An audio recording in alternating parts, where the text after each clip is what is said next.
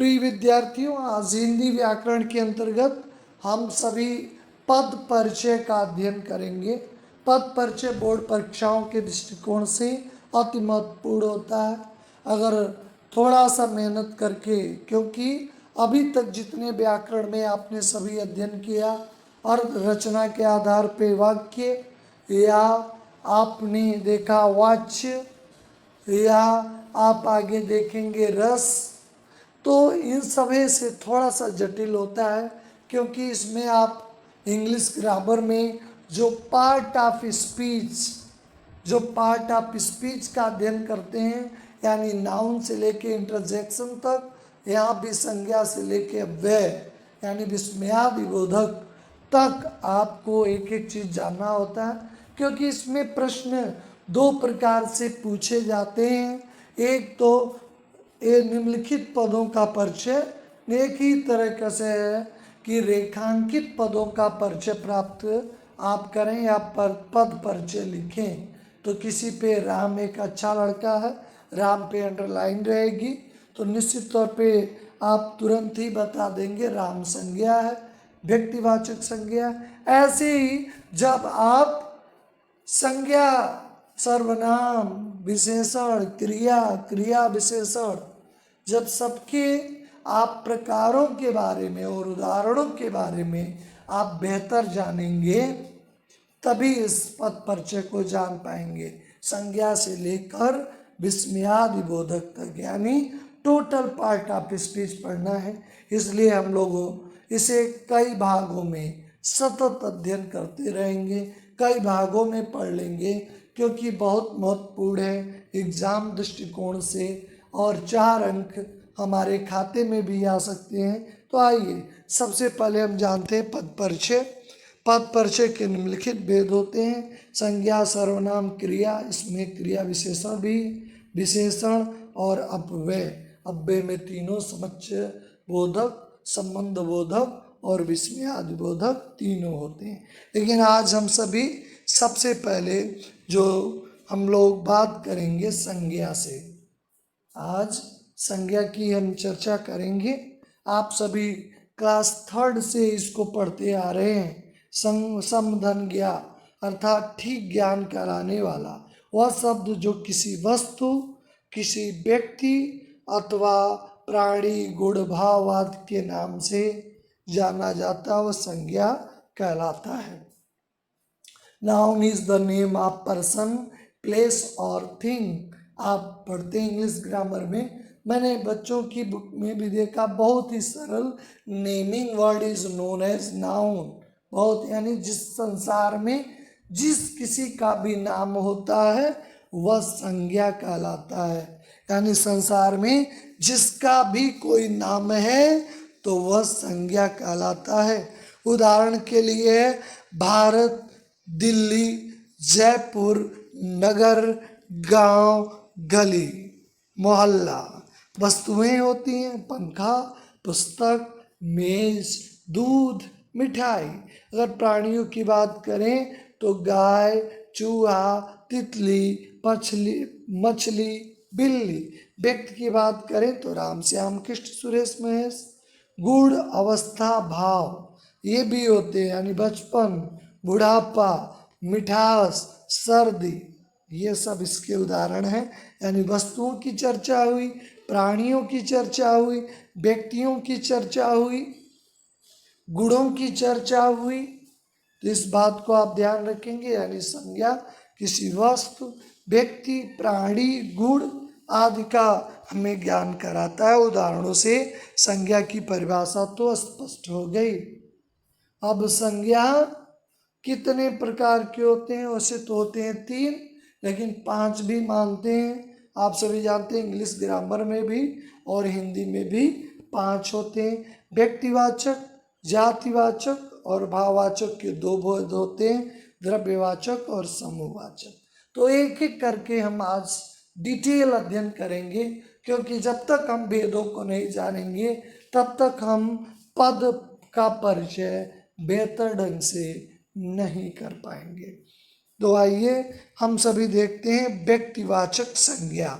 इन्हें English grammar में proper noun भी कहते हैं, यानी जिन संज्ञा शब्दों से किसी एक ही व्यक्ति यानी विशेष स्थान, विशेष व्यक्ति का पता चलता है, विशेष प्राणी का, विशेष वस्तु का पता, यानी एक विशेषता का, यानी एक विशेष चीज़ों का वर्णन होता है। जैसे राम एक विशेष व्यक्ति है, श्याम एक विशेष है, मोहन भी, कमला, कविता, उत्तर दक्षिण एक विशेष दिशा है, वैसी समूह का बोध नहीं है। बाहर देशों के नाम भी, भारत, पाकिस्तान, चीन, जापान, नेपाल, नदियों के जितने भी नाम होते हैं वह भी व्यक्तिवाचक, यानी क्योंकि नदियाँ, गंगा पूरे भारत में एक ही होगी, महात्मा गांधी एक ही होंगे, यानी इस तरह विशेष होंगे। इसलिए नदियों के जितने नाम होते हैं याद कर लें, ये सभी व्यक्तिवाचक संज्ञा होते हैं। सागरों के नाम, अरब सागर, हिंद सागर, महासागर, लाल सागर, ये सब भी आपके व्यक्तिवाचक संज्ञा होते हैं। पर्वतों के नाम भी जितने होते हैं याद रखिएगा, कभी कभी कंफ्यूजन हो जाता है। पर्वतों के नाम भी हिमालय, सतपुड़ा, अरावली, विंध्याचल। ऐसे नगरों के नाम भी अजमेर, आगरा, मथुरा, दिल्ली। जितने भी न्यूज़पेपर होते हैं, राजस्थान पत्रिका, दैनिक भास्कर, दैनिक जागरण, अमर उजाला। पुस्तकों के नाम, दिनों के जितने नाम होते हैं, सोमवार, मंगलवार, बुधवार। महीनों के जितने नाम होते हैं, जनवरी, फरवरी, चैत, बैसाख आदि। ग्रह नक्षत्रों के नाम, सूर्य, चंद्रमा, पृथ्वी, शनि, मंगल आदि सब जो हैं वह आपके होते हैं व्यक्तिवाचक। त्योहारों के नाम जितने होते हैं वह होते हैं, क्योंकि त्यौहार भी विशेष होते हैं, वह आपके होते हैं व्यक्तिवाचक। तो आपने इस प्रकार देखा, यानी जिन संज्ञा शब्दों से विशेष व्यक्ति, विशेष वस्तु या विशेष स्थान का ज्ञान हो। साथ में आपने देखा नदियों के नाम, पहाड़ों के नाम, दिनों के नाम। तो अब जब भी आएगा, सोमवार का दिन था, अगर इसका पद परिचय प्राप्त करें, सोमवार रहेगा, तो आपको याद है कि सोमवार दिन का नाम है, इसलिए ये व्यक्तिवाचक है, क्योंकि एक विशेष दिन की है। सप्ताह भर आना है, जिससे पता नहीं चल रहा है कि किस सप्ताह में कौन से दिन से शुरुआत करेंगे, लेकिन जैसे कह दिया गया सोमवार से आना है, तो एक विशेष दिन की बात हो गई, तो ये व्यक्तिवाचक हो जाएगा। महात्मा गांधी हमारे देश के राष्ट्रपिता थे, निश्चित तौर पे व्यक्तिवाचक होगा। आइए हम दूसरी ओर बढ़ते हैं, जातिवाद। जिन संज्ञा शब्दों से एक जाति या प्राणी या पदार्थों के संपूर्ण वर्ग या जाति का प्रतिनिधित्व करता हुआ कोई शब्द है, जैसे कह दिए मनुष्य, तो पूरी मनुष्य जाति की बात है। उसमें जो है नर भी हो सकते हैं, यानी पुरुष भी हो सकते हैं और स्त्री भी। ऐसे ही घोड़ा, पूरे घोड़े समुदाय की। विद्यार्थी, एक विद्यार्थी नहीं, विद्यार्थी का मतलब जो भी पढ़ते हैं। अध्यापक, पंडित, जुलाहा, ये सारे चीज़ें किसी न किसी समुदाय की बात करते हैं, समूह की, यानी एक विशेष वर्ग की बात करते हैं, तो ये आपका जातिवाचक हो जाएगा। तीसरा है आपका भाव। जैसा किसका नाम है, भाव दिखाई नहीं देता है, यानी फीलिंग करते हैं। जिन संज्ञा शब्दों से किसी व्यक्ति, वस्तु अथवा स्थान के गुण, दोष, भाव, दशा, व्यापार आदि का बोध होता है, उन्हें भाववाचक संज्ञा कहते हैं।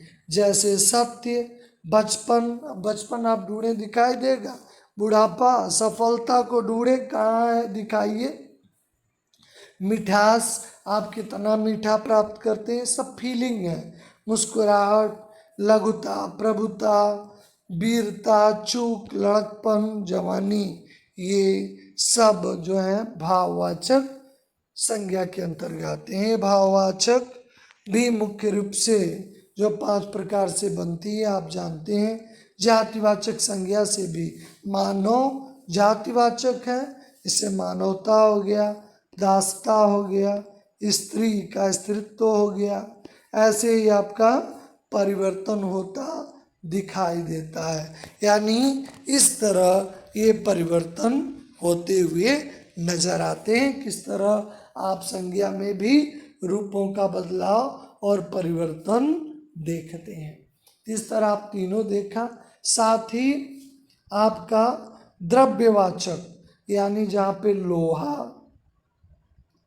चांदी यानी किसी न किसी द्रव्य का जिस संज्ञा से पता चले वह आपका हो गया द्रव्यवाचक संज्ञा, यानी किसी न किसी, अंग्रेजी में इसे मटेरियल नाउन कहते हैं।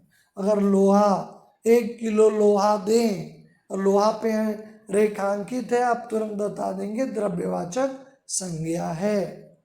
5 कलम की जरूरत है तो ये संख्यावाचक है, और कलम या समूह की बात है 1 दर्जन केले तो आप इसे बता देंगे ये समूहवाचक संज्ञा है।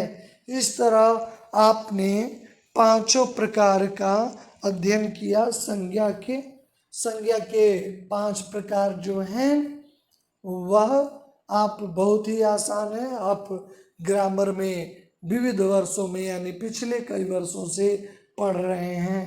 तो निश्चित तौर पे जब भी संज्ञा से कोई भी परिचय पूछा जाएगा, चाहे वो व्यक्तिवाचक हो, चाहे वो भाववाचक हो, चाहे वो जातिवाचक हो, चाहे द्रव्यवाचक हो, चाहे समूहवाचक हो, तो आप तुरंत ही इसका परिचय प्राप्त कर लेंगे, तुरंत ही उसको लिख देंगे।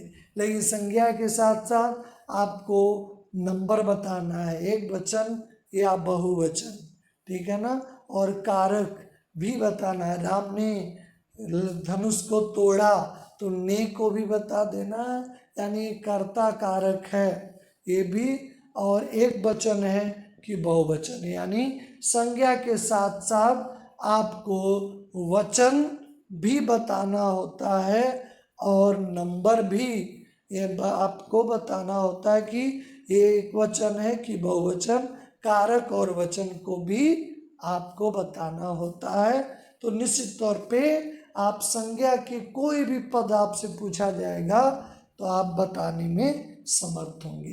तो आज हम सभी ने संज्ञा का अध्ययन किया और नेक्स्ट वीडियो में हम सर्वनाम के सभी प्रकारों पे विवेचना करेंगे। आशा है कि आप सभी को संज्ञा समझ में आया होगा पद परिचय में। तो चलिए हम नेक्स्ट वीडियो में आपसे मुलाकात होती है। आप सभी का धन्यवाद।